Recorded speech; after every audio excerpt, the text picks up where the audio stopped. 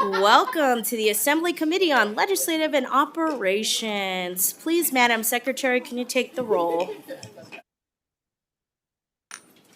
Assemblymember Cole. Here. Assemblymember Dickman. Here. Edgeworth. Here. Gonzalez. Here. Hibbets. Here. Howdiggy. Howdiggy. Here. Miller. Here. Monroe Moreno. Here. Moore. Here. Nadem. Mosca. Chair Mosca. And I am here, and if you could please mark Assemblymember Nadeem present as she arrives.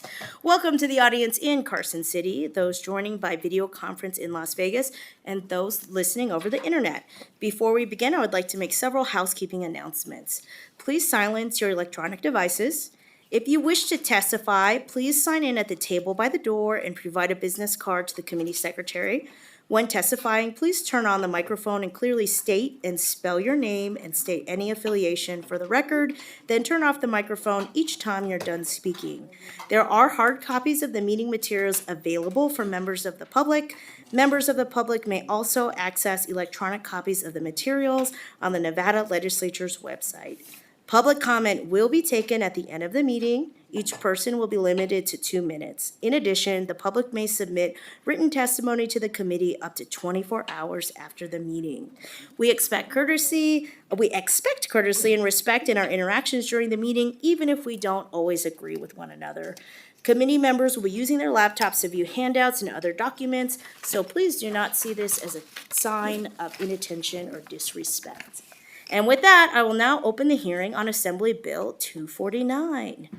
This measure revises provisions relating to fiscal notes, and we are excited that we have Assembly Member Monroe Moreno presenting AB 249 today with Mr. Michael Nakamoto. As a reminder, please limit your presentation to 15 minutes and feel free to begin when you are ready.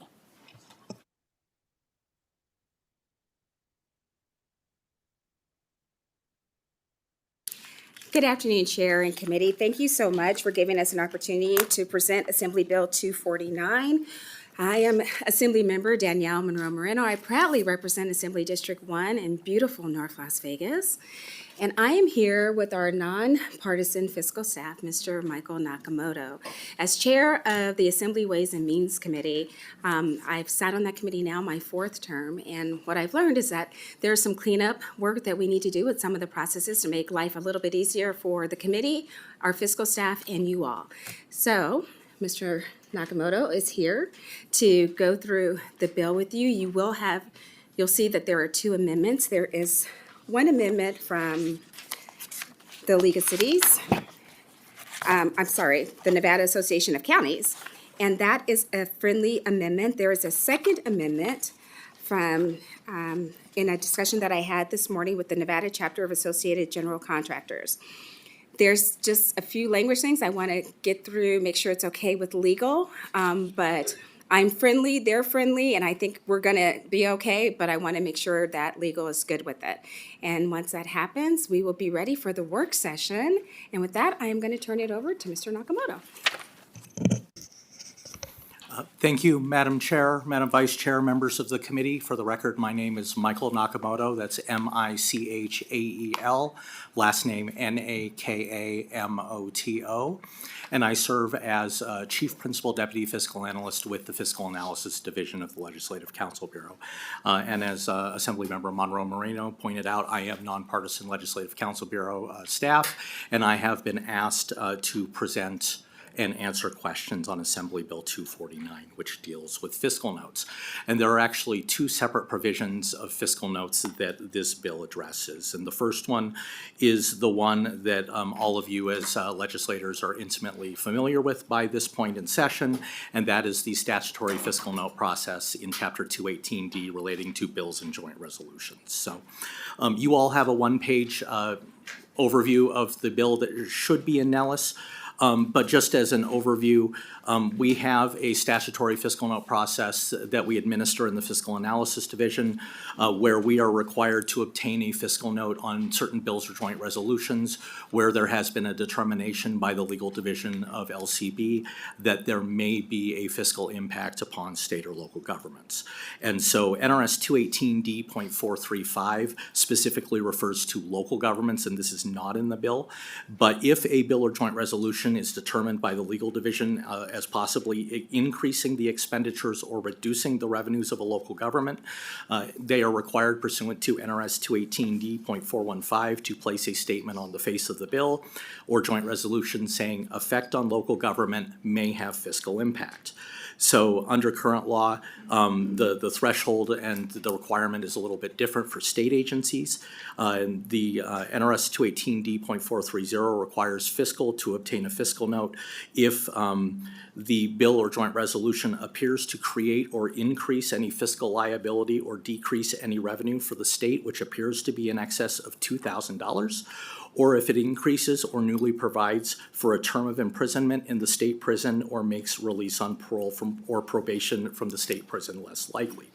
So to note that and to show that there is a requirement for fiscal to obtain a fiscal note, the statement on the face of the bill or joint resolution with respect to the effect on the state said, rather than saying may have fiscal impact, says yes. So Section 1 would amend NRS 218D.415 to align those provisions and change the effect on state yes to effect on state may have fiscal impact. And I think what this will do is one of the things in the now 10 sessions that I have been involved in this process is that this causes maybe a little bit of confusion because ultimately the fiscal note is submitted by the affected state agency. And they could very easily submit a fiscal note that indicates no impact. And I think this bill is a good example of that. There are actually in Nellis 2 fiscal notes that were submitted on this bill. And so if you look at the face of AB 249, it says effect on the state, yes.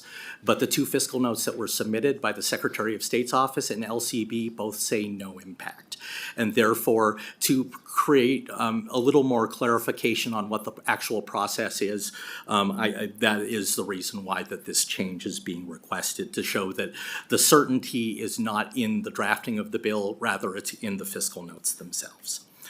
So Section 2 of the bill deals with a different process that is a requirement for the Fiscal Analysis Division to submit fiscal notes to the Secretary of State's office after a petition for referendum or initiative is filed with that office, as is allowed under Article 19 of the Nevada Constitution. And so under current law, after a petition for initiative or referendum is filed with the Secretary of State's office, NRS 295.015 requires that office to consult with the Fiscal Analysis Division to determine whether the petition would have any anticipated financial impact upon state or local government. And so if the Fiscal Analysis Division determines that there may be an impact upon state or local governments, we are required to submit a fiscal note to the Secretary of State's office, which they must put on their website within 10 business days after that initiative or referendum is filed. And so the change in Section 2 is to NRS 291.015 to remove that requirement for it to be filed within 10 business days after it is filed, instead tying the deadline to submit that and have it posted to the challenge period for the description of effect in NRS 295.061. And so that statute requires that if somebody wants to challenge the petition based on the description of effect, subsection 1 of NRS 295.061 requires that challenge to be filed in the first judicial court here in Carson City within 15 business days after that petition has been filed with the Secretary of State's office. So Section 2 would change our deadline and the deadline for that fiscal note to be posted on the Secretary of State's website to 10 days, business days after that challenge period ends, if there is not a challenge that's filed in this district court. But if a challenge is filed with the first judicial district, then it would be no later than 10 business days after the First Judicial District Court has ruled on the merits of that petition or of that complaint. So the changes in the bill would all take effect on July 1st, 2025. So everything would be either for the interim for Section 2 or for Section 1 dealing with the session provisions would take effect during the next regular legislative session. And so that is really what the bill is doing. And specifically with respect to Section 2, what we have found in the time that we have been doing this is, I believe, was a law that was put into place in 2005, is that the 10 business days really does not give us enough time to do the due diligence. We treat it similar to the fiscal note provisions in for statute for session. We reach out to agencies, we're getting information from them. It often takes them time to get the information to us, and then we have to evaluate it, compile it, and put together a final product. And so this is largely to give us additional time to comply with this statutory requirement. There are 2 amendments to the bill, Madam Chair. If you would like me to speak to those from the perspective of staff, I can do so. Otherwise, I'm available for any questions. Thank you. Thank you so much. Did you want the amendments, or is it because you're still working on it? We'll do it later. What do you prefer? Assembly Member Monroe Moreno, I think the amendments are self-explanatory, and I know those that submitted the amendments are also here, and they'll be speaking in public comment as they speak in favor or neutral of the bill, so they can speak to their amendments. And if you do have any questions, Michael's here to answer all those questions. Thank you so much. I'll take a point of privilege to say I miss you in revenue, but it's great to see you here. And with that, we do have some questions. As first, we'll go to Assembly Member Miller. Thank you so much, Chair. My question, and I appreciate and I recognize that I'm speaking to the Chair of Ways and Means, and I've also worked alongside you since day one, since we came into this building. So I know that you've had concerns and ideas to streamline this process, and so I appreciate that. And so I was wondering, and I guess I'm going to ask a 2-part question. One, just a general question. One, what kind of training or guidance do agencies receive, if any, when it comes to how to fill out, complete, or calculate for fiscal notes? And I'll be honest, as someone who's been in this body for the longest that we have in our house, and I'll say it, go ahead and get myself in trouble, because, I've been good all day, so it's time for a little trouble for the day. But has it really been all day? Up until now. But oftentimes, from our perspective, it feels like fiscal notes are used to weaponize against bills that certain agencies may not want to implement. And so we know that, putting a very exaggerated fiscal note on something is a good way to demonstrate opposition and to potentially have that bill not go any further. Not saying that everyone does that. We know that's not the case. I mean, I've also worked with agencies where they really try to work to fine tune it to very accurate and specific of what the needs would be in order to implement that bill. But we have inconsistencies. And so I was wondering first, what type of training or guidelines is given when it comes to the development of fiscal notes? And then after that, would there also be something provided if this bill was to go forward? Thank you, Assembly Member Miller, Michael Nakamoto for the record. For clarification on your second question, are you talking about additional resources for the division or training? Is that what you meant for other agencies? Just for yes, because we would be changing some of the process for the fiscal notes, how that would be communicated to everyone. All right, thank you for the clarification, Assembly Member Miller. Michael Nakamoto for the record. What I will tell you right now is, and there are many people behind me who will can attest to that because many of them have attended our training. We do a fiscal note training for state and local government agencies. It used to be something that we historically only did for state agencies because most of those people were here in Carson City. And of course, the local agencies could be anywhere in the state. The pandemic forced us to reevaluate how we did that training because we used to do it in the legislative building up in room 4100. We'd bring everybody in and basically give them a live demonstration of how our automated fiscal notes or our online fiscal note system works. We push everything through email, they get notifications, they learn how to do this, and they get we don't tell them how to do fiscal notes, but we show them how the process works and some things that some pointers or suggestions of things that they can put in. But the pandemic forced us to reevaluate this. We went to doing it on Microsoft Teams. So now we do it for local governments as well. And this is now something we've done for a couple of sessions. So they, during the interim, or right at the end of the interim, so it's usually in mid-January, after we've rolled out the fiscal note system, we send out invitations to interested state and local government officials who get to listen to me give a presentation for about 3 hours going through how the system works, everything that they can do with the system, the functions, the features, and basically we walk through a demonstration on how they provide a fiscal note. Where that gets to your question though, Assemblymember Miller, is that that's kind of where it ends. We, as nonpartisan LCB staff, we don't want to be in the position where we are telling agencies what they should be putting into their fiscal note. So the concern that you raise about fiscal notes being weaponized is a legitimate concern, and it does happen. I don't think anybody who's been around here as long as you or I have would say otherwise. The fiscal notes from state agencies, if it's an executive branch agency, are required to go through the governor's finance office for approval. And so if it is submitted by the governor's finance office, then we print whatever they send us. There is no review process for the non-executive agencies, including LCB, and then same for the local governments, they come straight to us.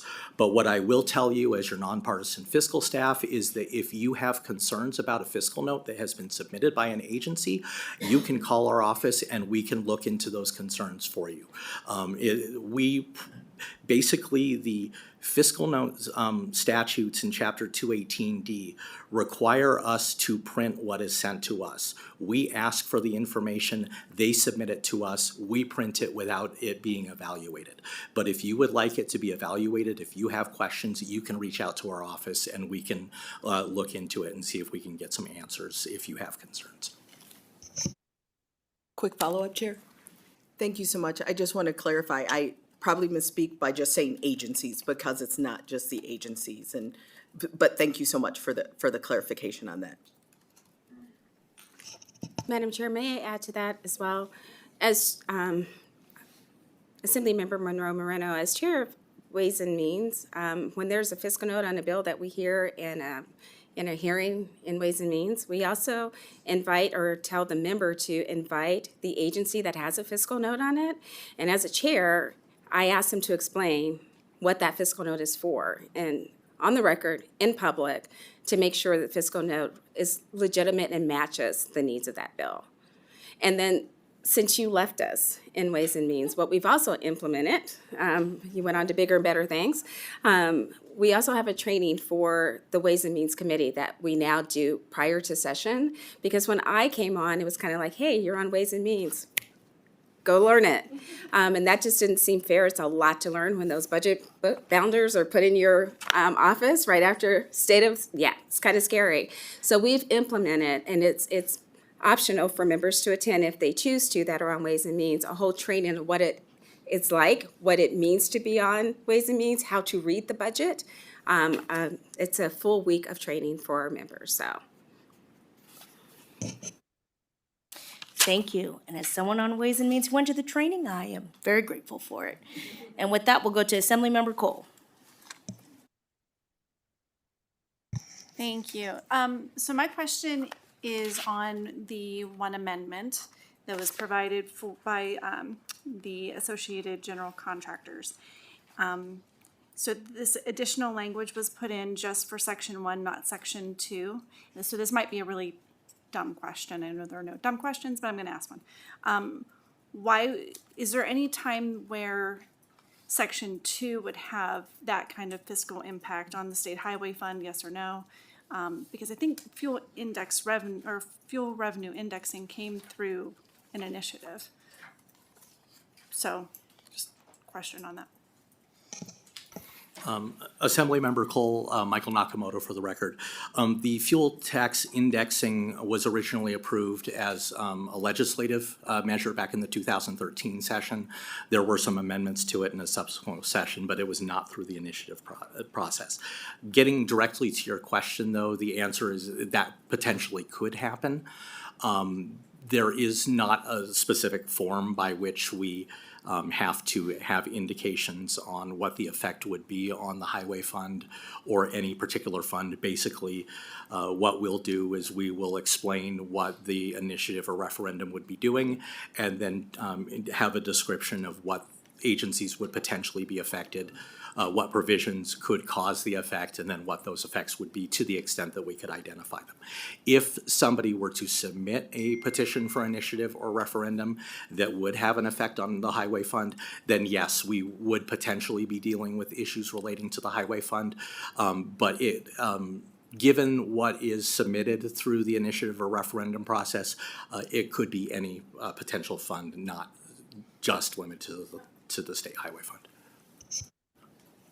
Thank you. Was a good question. Assemblymember Hibbets. Thank you, Chair.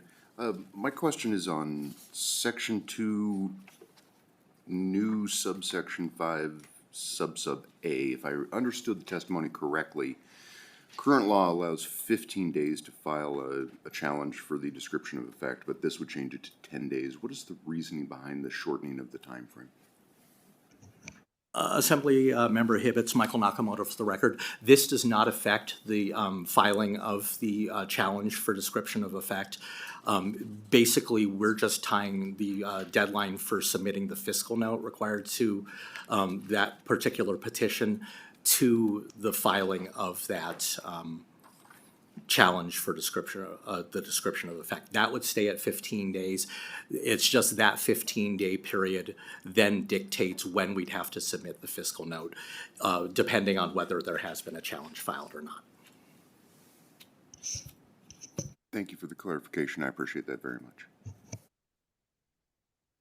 Thank you. Members, any other questions? Well, thank you so much. We appreciate it. And with that, we will now go to testimony in support of AB 249.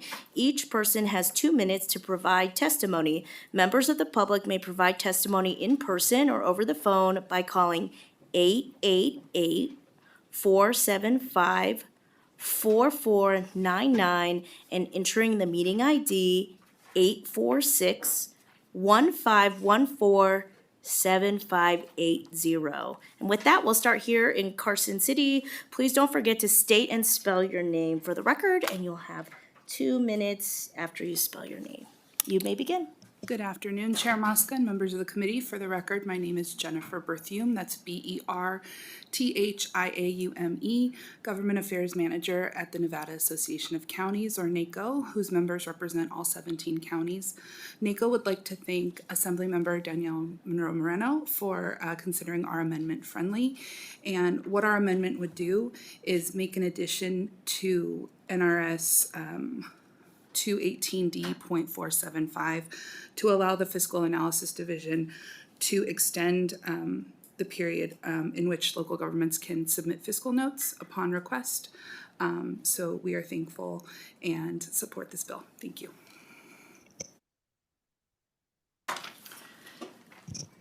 Thank you, Chair Mosca and members of the committee. My name is Alexis Motorex, Alexis Motarex, with the Nevada Chapter Associated General Contractors, representing the commercial construction industry in Northern Nevada.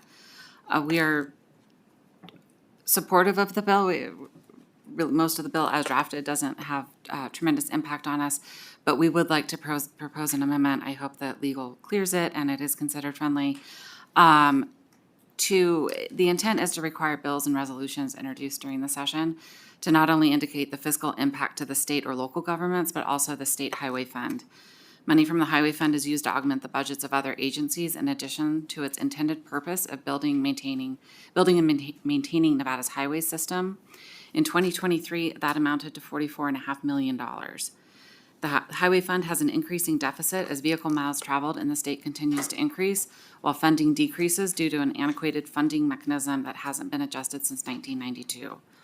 At the same time, we continue to see requests for funding from other agencies that directly impact the department's ability to perform its core function of planning, constructing, operating, and maintaining over 5,000 miles of highway in the state, which provides for thousands of prevailing wage jobs for Nevadans every year.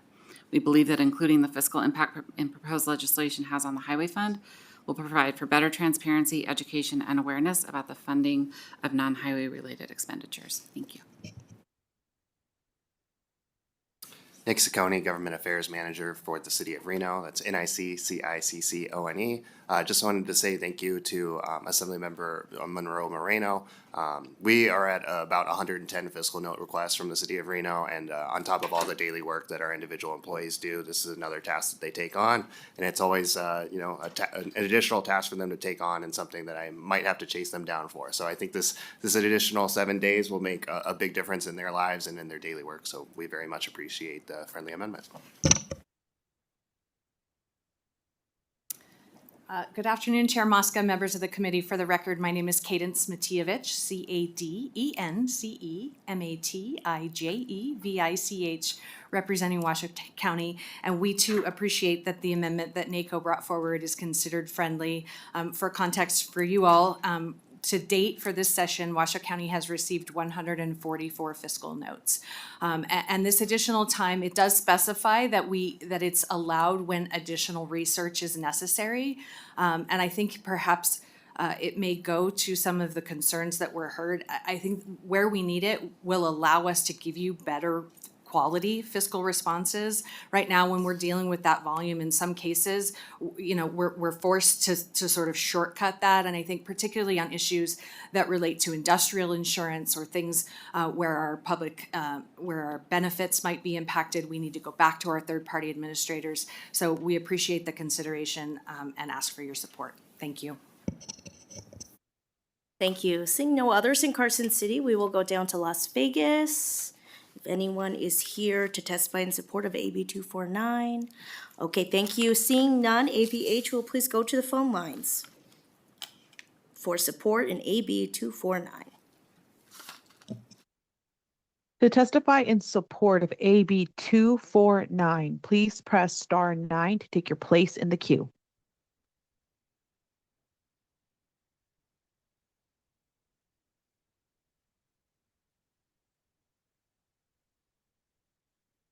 Chair, we have no callers wishing to testify in support.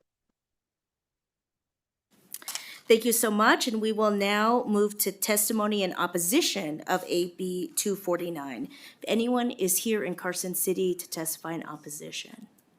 Seeing no one, we will go down to Las Vegas. Anyone in Las Vegas here to testify in opposition? Okay, and seeing none, we will go back to the phone lines. Thank you, AVH, for those in opposition of AB 249. To testify in opposition of Assembly Bill 249, please press star 9 to take your place in the queue.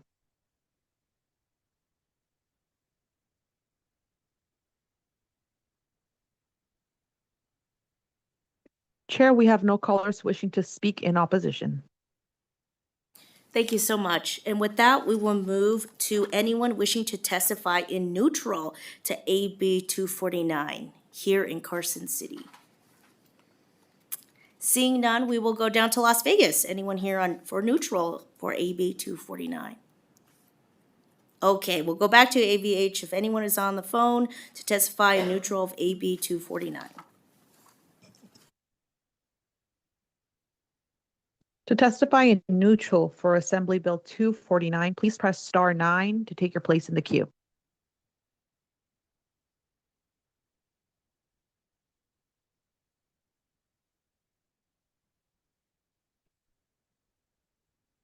Chair, we have no callers wishing to testify in neutral at this time.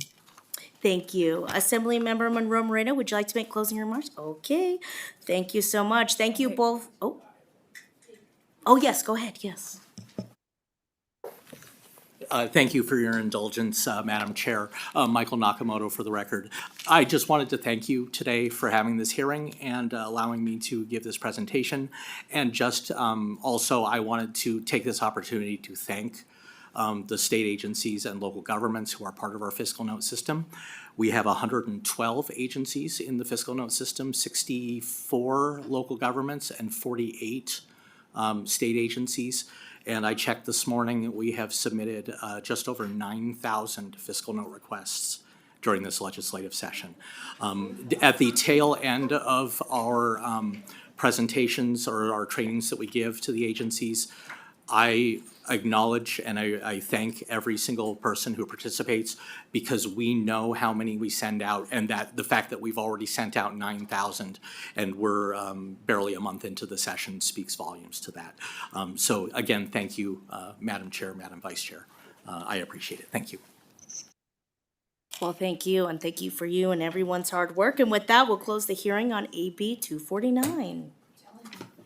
I will now open the hearing on Assembly Bill 287. This measure revises provisions relating to elections. We have Vice Chair Gonzalez presenting AB 287 today. As a reminder, when you are ready, you may start, and you have 15 minutes.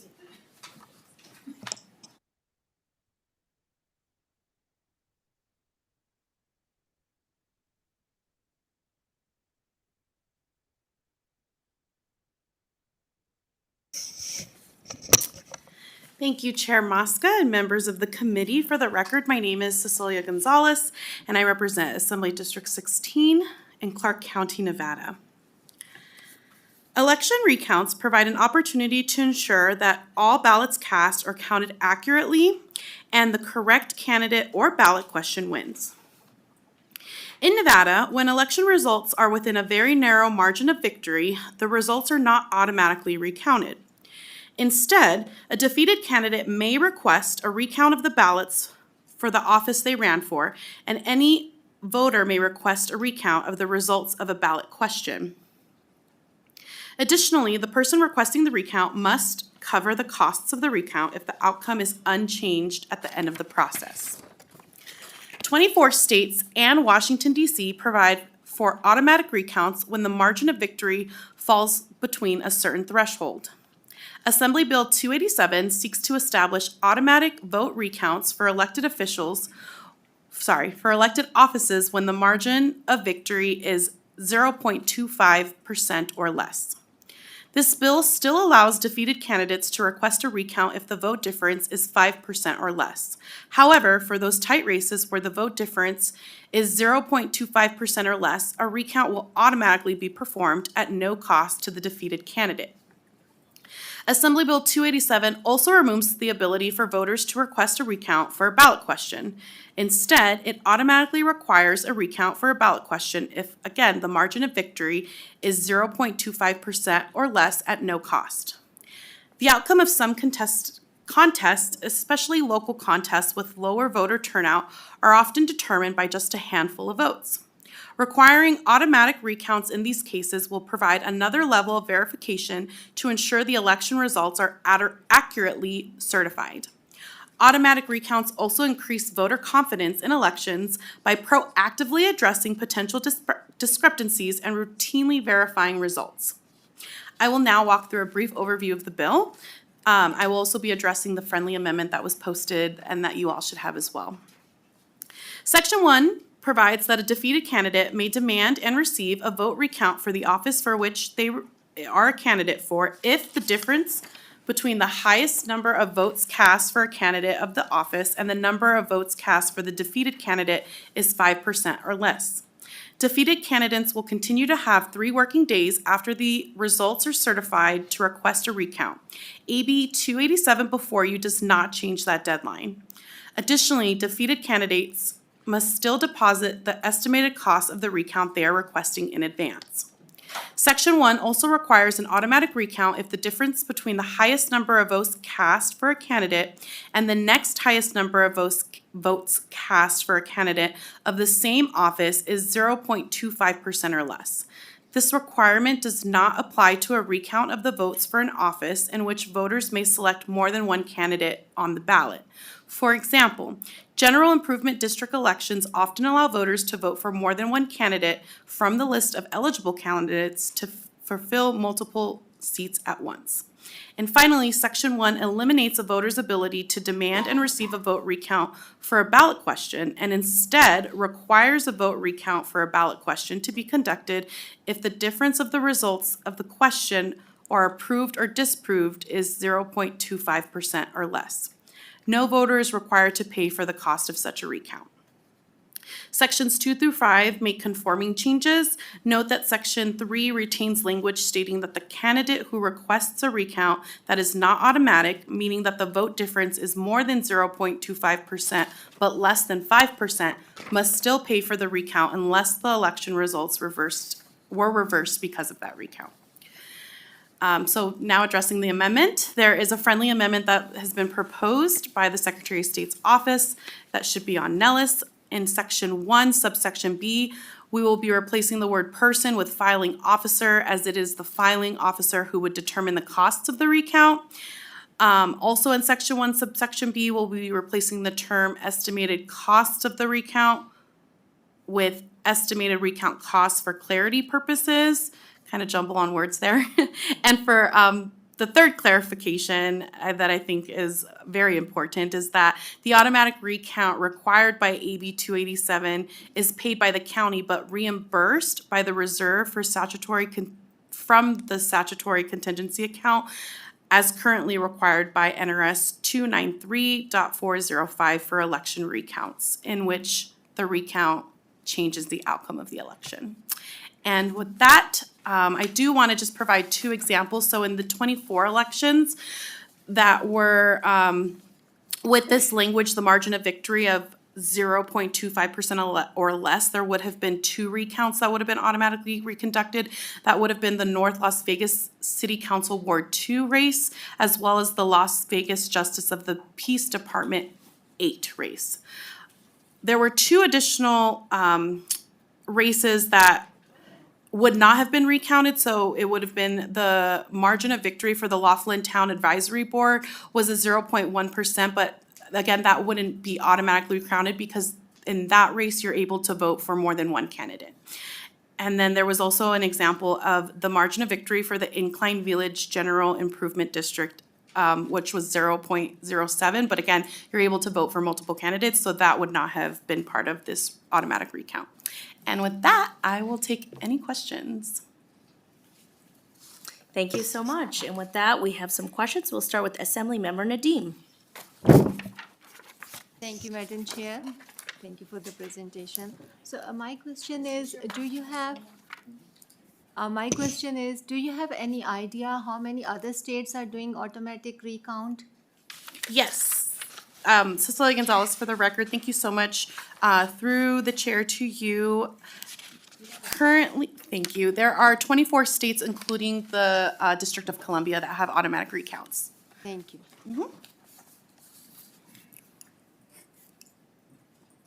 Thank you. Members, any other questions?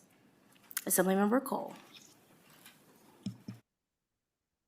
I'm just curious on Section 3, I understand why you're adding in the automatic recount on the ballot initiative or ballot question. Just curious as to why it's being removed for somebody to be able to do it if they choose to do it. For section, Cecilia Gonzalez, for the record, give me 1 second. You said Section 3. Section 3, yeah. So we're eliminating the ability for a voter to pay for a recount. You're adding in the auto, but you're deleting the ability to do it discretionally, if that's a word.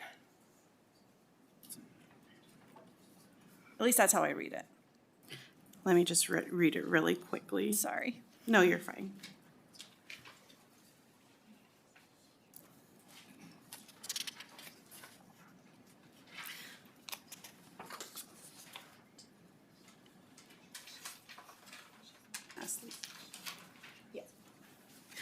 I'm phoning a friend.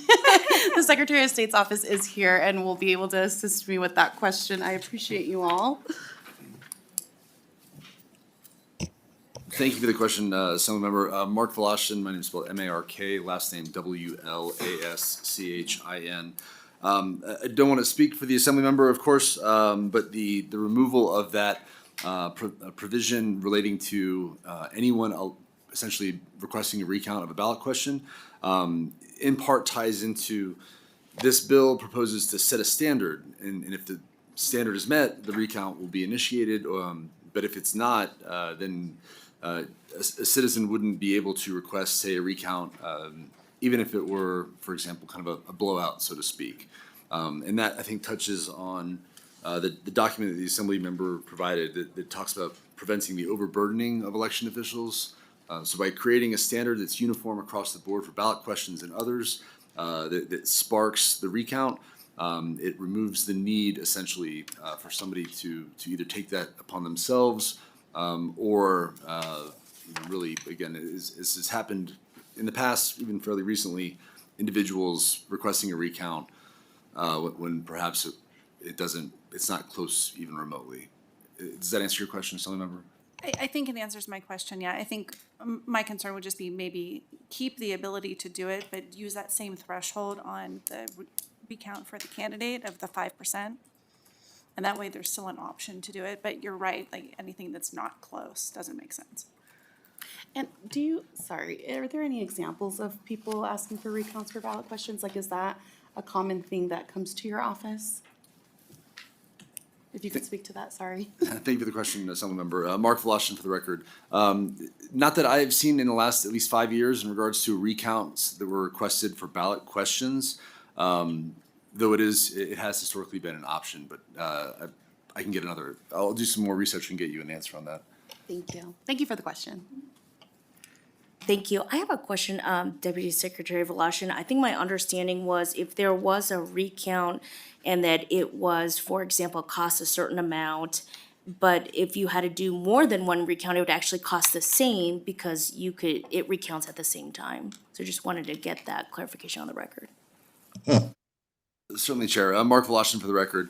So the way it has worked in the past is if two candidates request a recount, at least again, and this is the as-is process, both candidates have to provide the payment up front, and then after the recount is conducted, again, if it changes the results, all of the money goes back to the candidate.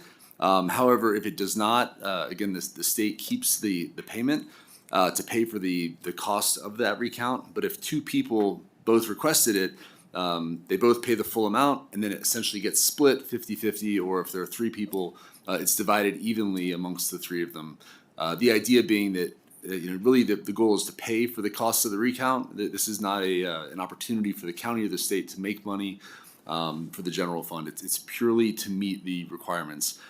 Even going so far in statute, it says that if the estimate is too low or too high, the remainder or delta there will either be requested from the candidate to make sure that is exactly the amount provided, or if there's extra, it goes back to the candidate in those cases. Madam Chair, if I may, Gabriel DeCara for the record, Chief Deputy Secretary of State in Southern Nevada. Sorry for inserting myself into the conversation, but I think your part of the question you were asking was about if a single recount would cover multiple races potentially. And I believe the answer to that question is yes. Ever since the state of Nevada moved to the vote center model, and every county has now moved to the vote center model, with I think some very small exceptions. But for example, in Clark County, any voter can vote at any vote center in the county, regardless of whether or not that's close to their precinct, et cetera. That fact, along with how our mail ballots are processed, et cetera, means that essentially any recount would be a countywide recount. However, while that is a significant amount of work for the county, one, the friendly amendment from the Secretary of State, and thank you, Assemblymember Gonzalez, for making that a friendly amendment, that cost could be predicted by the county. And yes, that cost, will not be for every separate race. So for example, the 2 races that Assemblymember Gonzalez referenced, a single recount would accomplish the recount for both of those races, because it would be all of the ballots in possession of Clark County that would need to be recounted. I hope that answers your question. Yes, thank you so much. Any other questions? Assemblymember Dickman. Thank you, Chair. So I just want to be sure, with this bill, a ballot question or referendum could only be automatically recounted. It couldn't be requested, and the state would have to pay for it if it was within the 0.25%. Cecilia Gonzalez, for the record, correct. I don't think it was my intention to take that piece of it out. I'm happy to explore keeping that piece in for voters to still request that if they would like to. If it would be in with that, whatever is required for the candidate, right? Like the candidate that would request, say what is it, 5%? I don't think I understand. Sorry, can you rephrase your question? So you would consider putting this back in for a ballot referendum or initiative at the 5%? Someone could request it if it was a 5% discrepancy? Like, isn't that what it is for the candidate? Yeah. Cecilia Gonzalez, for the record, yes, I can definitely explore options where that language is the same for ballot questions and initiatives as well. Okay, didn't quite understand, but now I do. Thank you. Thank you. Thank you so much. I believe we have no other questions, so thank you, Vice Chair Gonzalez and the Secretary of State's office. With that, we will now hear testimony in support of AB 287. Again, each person has 2 minutes to provide testimony. Members of the public may provide testimony in person or over the phone by calling 888-475-4499 and entering the meeting ID 846-1514-7580. And with that, we'll start here in Carson City. Don't forget to state and spell your name for the record, and you will have 2 minutes after spelling your name.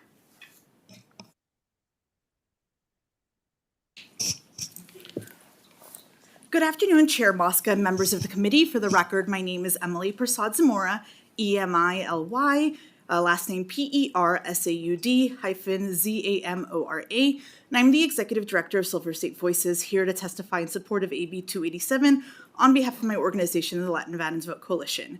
We view AB 287 as a bill that addresses inequity within our representative democracy. Sometimes races, especially races at a city and county level, have a small margin of victory between the winning and losing candidate. For example, in 2020, the Clark County Commission District C race was decided only by 10 votes. In 2024, the North Las Vegas Council Member Ward 2 race was decided by only 8 votes. In these scenarios, well-resourced candidates who can quickly raise thousands of dollars within several days have the advantage, since they can pay for a recount up front. For example, in the 2020 North Las Vegas race that I just mentioned, the 2 candidates ended with different amounts for their campaign fund balances. According to 2024 campaign expense reports, at the end of quarter 3, the winning candidate ended with just a little over $40,000 in their accounts, and the losing candidate had $2,300 in their account. Sorry, it's just scrolling here. The standardization thresholds of 0.25% and 5%, which would apply to all races, will level the playing field. It will also help election officials balance their already overflowing workload by preventing frivolous recount requests based on political or ideological reasons. We believe that all Nevadans, no matter the size of their bank account, should feel like they can access their democracy, including the ability to run for office. We thank Assembly Members Gonzalez and Monroe Moreno for sponsoring this bill, and Campaign Legal Center for all of the research they provided on this issue. We urge the committee to support AB 287. Good afternoon, Chair and committee members. My name is Carrie Durmick, and that is Kerrydurmick. I'm the Nevada State Director at All Voting is Local Action. We are an organization that advocates for policies and legislative priorities that expand voter access to build a democracy for all of us. We strongly support AB 287. This bill will institute automatic recounts paid for by the counties or by the state for races with a 0.25% or less margin between the winning and losing candidate. As you've heard, in the past, several local races and state races honestly have been decided by this threshold, and we've seen candidates being forced to pay for those recounts, and even resulting in some cases where the candidate actually cannot afford the recount, where it's only decided by a few votes. Additionally, this bill will cap any paid recount candidate requests at a 5% difference between the two candidates. This provision is also essential because it will help counties save resources and people power during the recounting period. Additionally, research from Fair Vote, a nonpartisan organization working for better elections, showed us that between 2000 and 2003, there were only 34 statewide recounts out of over 6,000 general statewide elections, and only 3 of those recounts resulted in a reversal, just showing you how rare this truly is. These reversals were all under 0.06%. I point this out to show that both thresholds in this bill are very fair to candidates, voters, and our elections departments across the state. Thank you so much for your time, and I urge you to support AB 287, as it will create a fair and equal recount process in our state for candidates, voters, and elections departments across the state, and ensure our voices are accurately heard. Thank you so much. Chair Bosca, Vice Chair Gonzalez, and members of the Assembly Legislative Operations and Elections Committee, Isaac Tenorio with Strategy 360, today representing Isaac Tenorio, IZACK-TENRIO, today representing Campy Legal Center, supporting AB 287, which provides significant and essential updates to the recount process in Nevada. This legislation provides much needed clarity to the current statute that governs the recounts process here in our states. It ensures that the recount process is both available to confirm the accuracy of the Nevada elections, and it also protects the potential misuse by candidates seeking to undermine the post-election process. We respectfully urge this committee to take action on AB 287 to adopt efficient and statistically sound automatic recount processes that would benefit all candidates regardless of political affiliation. And we thank Vice Chair Gonzalez and Assemblymember Monroe Moreno for sponsoring this piece of legislation. Thank you.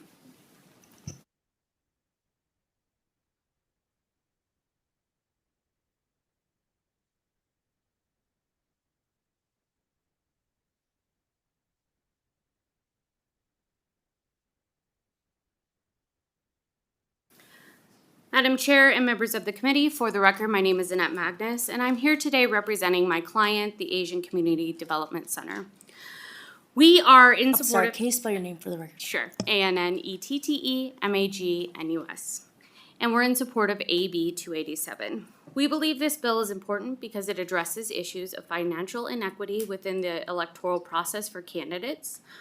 We believe it's imperative that candidates, especially those in smaller races where they may not have the means that other candidates have access to, have the ability to have an automatic recount or request a recount in the proper amount of time, depending on the margin of the race. This is a fairness issue, and we believe that all candidates with races that have very tight margins should have this opportunity. We urge your support of this bill. Thank you. Good afternoon, Chair Mosca, committee members. My name is Brenda Zamora. That's BRENDA-ZAMORA. I'm the Deputy Director with Make It Work Nevada, and we are a proud member of the Let Nevadans Vote Coalition. Make It Work Nevada is dedicated to empowering families through political advocacy because we truly believe that those closest to the problem are closest to the solution. However, financial inequity within the electoral process creates barriers for many candidates, particularly in smaller local races where margins of victory can be razor thin.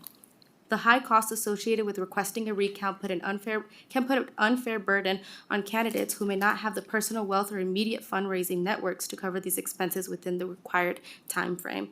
We believe that everyone directly impacted by these issues should have a fair and equitable chance to run for office, and that includes ensuring our electoral system does not favor wealth over democracy. We strongly encourage you all to support AB 287. Thank you for your time. Good afternoon, Chair and committee members. For the record, my name is Noe Orozco. That's N-O-E, accent over the E, O-R-O-S-C-O. I'm the Government Affairs Manager with Make the Road Nevada, and we're also a proud member of the Let Nevadans Vote Coalition. I'm testifying today in support of AB 287, which would streamline the recount process, providing an objective set of criteria for all races and candidates for which recounts can and cannot occur. Not only does this bill protect the workload of election workers, but equally important, we believe that it levels the playing field for our representative democracy. In tight races where only 10 or fewer votes separate the winning and losing candidates, every vote matters. Candidates with better resources and funds have the advantages because they can pay the recount costs up front, which can easily be in the thousands. At Make the Road Nevada, we believe democracy should be accessible for all Nevadans. We go as far as engaging with our community, ensuring that they have election plans in place so that they can go ahead and make sure that their voices are heard. And for that, we are supporting AB 287, and we ask this committee to please support it. Thank you. Thank you, Chair Mosca and members of the committee. My name is Eric Jang, E-R-I-C-J-E-N-G. I'm the Executive Director of One API in Nevada for the Asian American and Pacific Islander community. Here in Nevada has experienced significant growth in recent years for the state's electorate, not just the electorate, but also growing in elected and also for people running for office.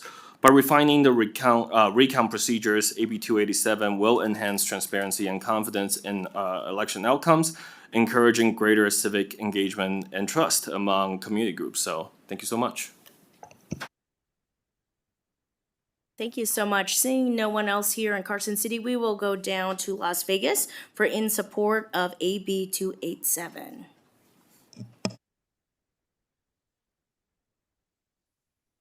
Good afternoon, Chair Mosca and members of the committee. My name is William Moore, spelled W-I-L-L-I-A-M-M-O-O-R-E. I'm the Nevada Civic Engagement Director with Mi Familia en Acción, here testifying in support of AB 287. Mi Familia en Acción is a civic engagement organization focused on building Latino political power. We advocate on issues that impact Latino communities, including voting rights. We support AB 287 because it aims to standardize the recount process for all Nevada races and will protect our elections from frivolous requests that aim to slow the certification process and sow doubt about the integrity of our election workers. If passed, AB 287 will protect candidates' access to the recount process, specifically in races that are not as costly, such as municipal or school board races. These races are integral to our local communities because they make the decisions that impact our day-to-day lives. At Mi Familia en Acción, we do not believe that potentially significant decision makers should be penalized because they cannot afford a recount. Thank you, Assembly Members Gonzalez and Monroe Moreno, for co-sponsoring this bill. We urge the committee to support AB 287. Thank you. Members of the committee, Madam Chair, my name is Gabriel DeCara, G-A-B-R-I-E-L, D-I space, capital C-H-I-A-R-A. I would like to speak in support on behalf of Secretary of State Francisco Aguilar, who had to run but is very supportive of this bill. I think you've heard a number of reasons why, and we are also grateful to the sponsors for bringing it. Thank you very much.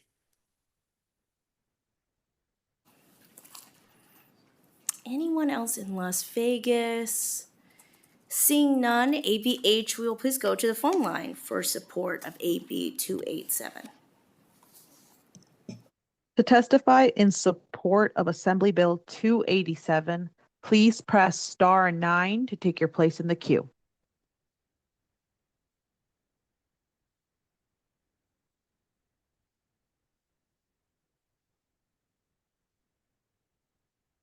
Chair and members of the committee, my name is Shelby Swartz, S-H-E-L-B-I-E, S-W-A-R-T-Z, and I'm the Executive Director of Battleborn Progress.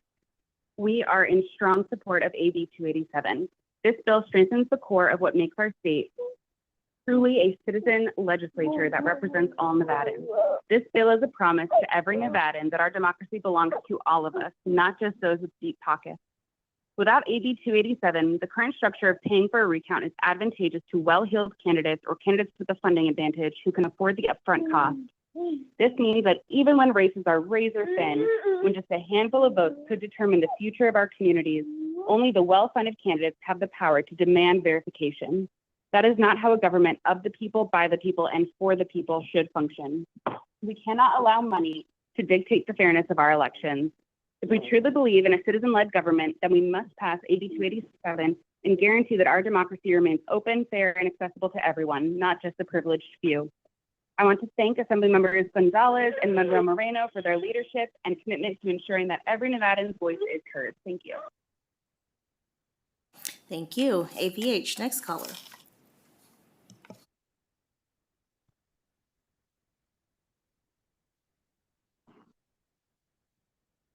Good afternoon, Chair and members of the committee. My name is Paul Catha, that's spelled Paulcatha, and I'm representing the Culinary Union. I'd just like to thank the committee for their time and echo the comments of the other supporters. Thank you. Thank you. AVH, next caller.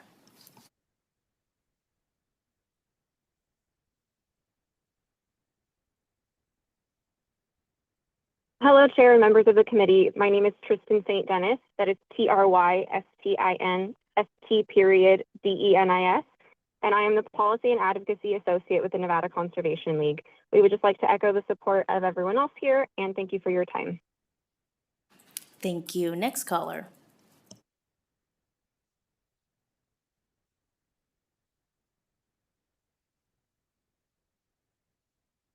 Good afternoon, Assembly members. My name is Bree Schmidt, BRISCHMIDT, testifying in support of AB 287. I am a program associate with Silver State Equality, Nevada's statewide LGBTQ+ civil rights organization. We work to bring the voices of LGBTQ+ people and allies to institutions of power in Nevada. The objective recount procedure set in place by AB 287 helps all candidates by addressing financial inequity within Nevada's current electoral process. We support AB 287 and urge you to support this vital legislation as well. Thank you. Thank you. Next caller.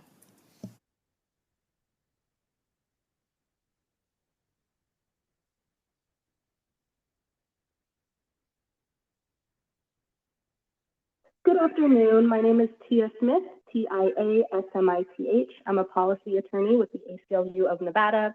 ACLU of Nevada strongly supports this bill. We ditto everything that's been said already, and we urge the committee to support it as well. Thank you. Thank you. Next caller.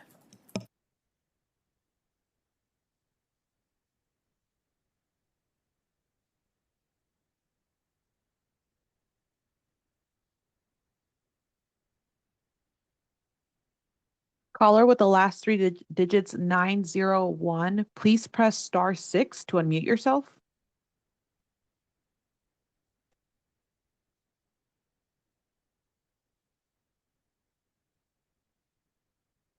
Positive PM. My name is Robert Taylor, ROBERT TAYLOR, previously known as candidate Robert Twiggs Taylor from North Las Vegas Ward 2. First, I'd like to thank Assembly members Gonzalez and Moreno for sponsoring this very important bill. I am most definitely supporting this bill, AB 287. Speaking from my own experience, winning my primary election in 2024, being ahead of the general election from early voting even until election day, to lose by 8 votes after $1,608 were found, and receiving information only 5 of those ballots for Ward 2, now receiving a thorough breakdown of the other 1,603 votes was disheartening. After Clark County certified the votes, I was advised by multiple elected officials and lawyers that I could pay for a recount for $2,500. Totally willing to do so, I found out the price was $156,000. Yes, more than 3 times the annual pay of any council member in North Las Vegas. So with that being said, I'm not here to cry over spilled milk. I am letting everyone know, and I'm testifying that the milk is spoiled. We have brilliant people who are making bills, and we have to think better and do better. And having everybody support of this bill is very touching thing to me.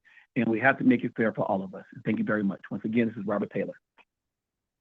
Thank you. Next caller.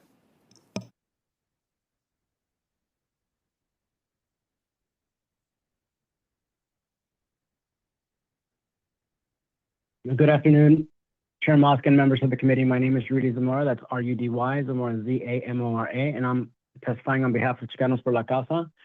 And we strongly support AB 287. And we would just like to echo everybody's previous comments. Thank you. Next caller. Thank you. If you recently joined the call and would like to testify in support of Assembly Bill 287, please press star 9 to take your place in the queue.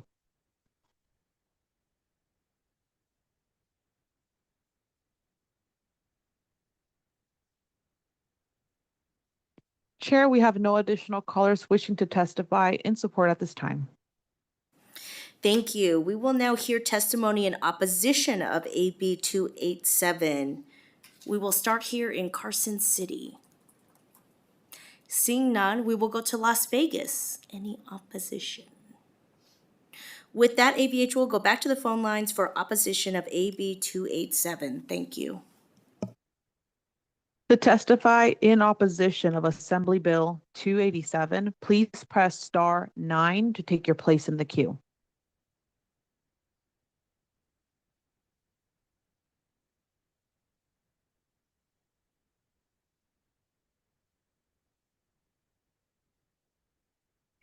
Good afternoon. My name is Iris Stone, IRISSTONE.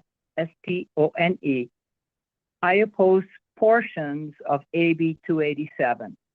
The practicality of the matter is that very few candidates or voters request recounts for races or ballot initiatives in Nevada. I do not support Section 1, subsection 1 of this bill that puts a 5% limit on the margin of the difference between candidates. There should be no numeric restriction to request a recount. The fact that candidates carry the financial burden to conduct a recount when the contest is lost is enough to keep unreasonable challenges from happening. It is fundamental to the individual's freedom of speech that is enshrined in the U.S. Constitution. However, I do support Section 1, subsection 2, calling for an automatic recount for both candidates and ballot questions at the 0.25% margin. I would even consider a 0.50 margin. This regulation will correct an existing issue that disadvantages candidates who cannot afford to pay for a recount, especially when the results are very close. Regarding Section 1, subsection 3, an important section has been deleted and should be reinstated. And based on the discussions just earlier, I believe that will happen. We must return the text that allows voters to ask for a recount of ballot question outcomes. This would be outside of the 0.25% automatic recount. Lastly, for Section 2, subsection 2, I urge you not to ban voters from being present during the recount for a ballot initiative contest. Why allow candidates to be at the recount, but not voters be at the recount for a ballot initiative? That seems discriminatory to me. Thank you for your time. Thank you. Next caller.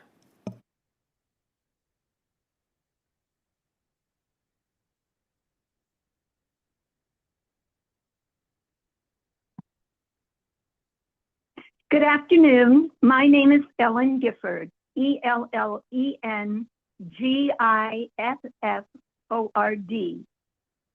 AB 287 sets forth criteria for requesting a recount of votes for an office or a ballot question, implying that there is only a single calculation that might warrant a recount to check the accuracy of an election.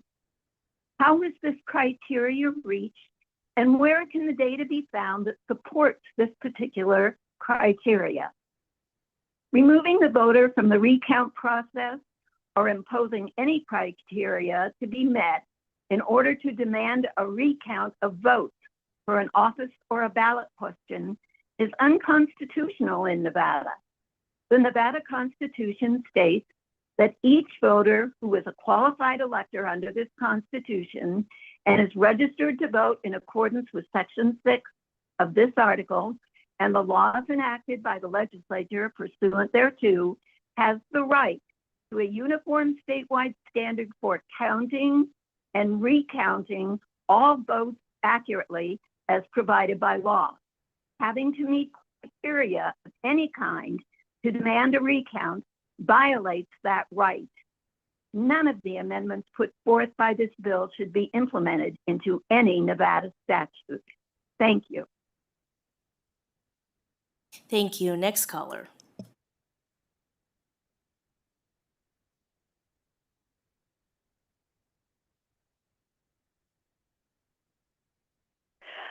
Good afternoon. My name is Lynn Chapman, LYNNCHAPMAN. I'm with the Independent American Party. I'm the state treasurer. We only have a couple of concerns. Our concerns have to do with recounts. We feel that the auditor should be able to use the printout on the side of the machines. And if they don't use the printout, what is the purpose of the printout? Is it just to make voters feel good, or is it to check to see what was voted on? We need to use the printout for recounts to help with accuracy of recounts. Also, we would like to see the voter be able to request a recount on ballot questions, since the ballot questions will have an effect on all voters. I would like to see that back in. And thank you very much. Thank you. Next caller.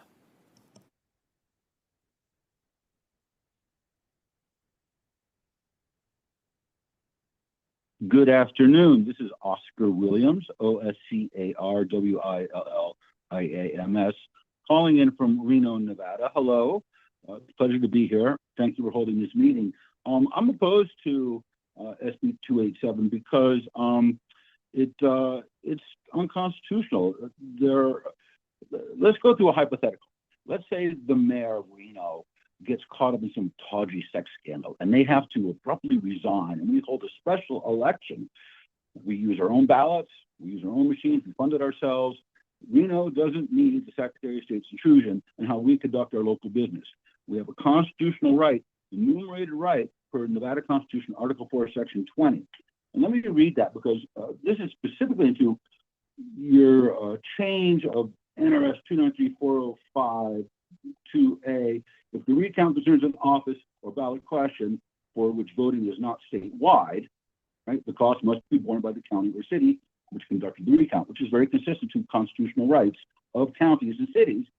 But your red line, the ballot question. So I guess we're not allowed to recount local referendum and initiatives.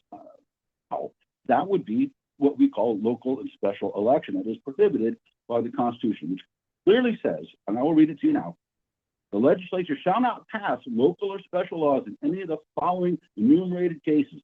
That is to say, regulating county and township business, regulating the election of county and township officers, providing for opening and conducting elections of state, county, and township officers, and designating the places of voting. We have constitutional rights, enumerated rights for the cities and counties to conduct their business. SB 287 walks all over that. This is a power grab of the Secretary of State. I'm vehemently opposed to it. I encourage you to vote no on this and all amendments. Thank you for your time. Thank you. Next question. Sorry, next caller. Chair, we have no additional callers in opposition at this time. Thank you so much. And with that, we will go to testimony in neutral for AB 287. Please don't forget to state and spell your name for the record. Hello, Chair Mosca, members of the committee. My name is Ashley Kennedy, spelled ASHLEY, and we are here testifying in neutral. I represent Clark County, testifying in neutral with the amendment that was presented by the Secretary of State. And we thank the Secretary of State for offering it to reimburse the county for the cost of the recount. Thank you. Good afternoon, Chair. For the record, David Cherry, DAVIDCHERRY, Government Affairs Manager for the City of Henderson. We have a very close working relationship with Clark County when it comes to elections. We just wanted to ensure that they were able to recover the cost if there should be a recount, either in our jurisdiction or countywide, as was described as often the case that's how it needs to be handled. So thank you for bringing the amendment, and we're in support with that amendment. Thank you. I'm sorry, neutral with the amendment. Thank you. Thank you so much. Seeing no others here, we will move to neutral in Las Vegas. Seeing none, ABH will go to you to the phone lines for neutral on AB 287. Thank you, Chair. The public line is open and working. We have no callers for neutral at this time. Thank you so much. And at this time, I'd love to invite Vice Chair Gonzalez back to the table for any closing remarks.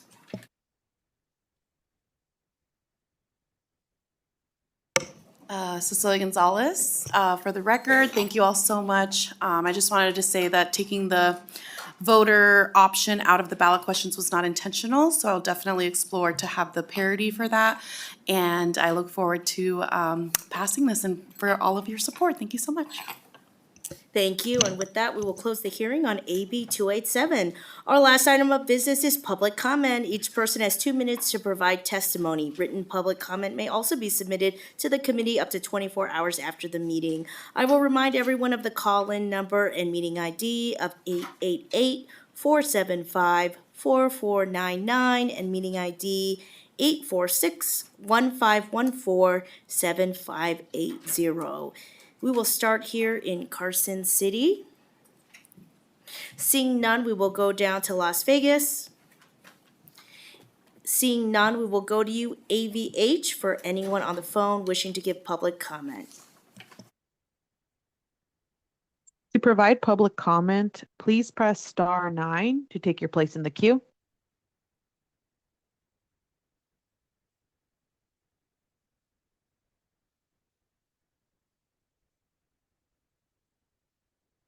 Chair, we have no callers wishing to provide public comment at this time.